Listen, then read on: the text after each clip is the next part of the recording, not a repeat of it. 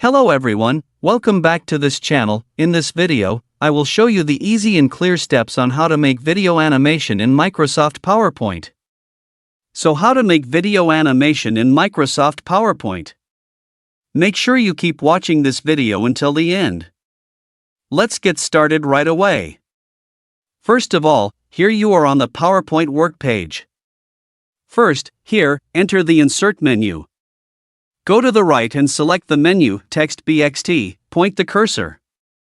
And type the text as desired. And set the position and size of the text you want. If it's finished, we insert the video. How to?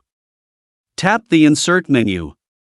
To the right of the screen, select the Video menu. Select this device. Now make sure the video you are going to insert is ready. Select Video and tap Insert. Here the video will appear in PowerPoint. Adjust the video position. And enlarge the video size beyond the work page. Next, change the position of the video behind text. How to? Go to the Video Format menu. Select Send Backward and change it to Send to Back. Well, here the video is behind the text.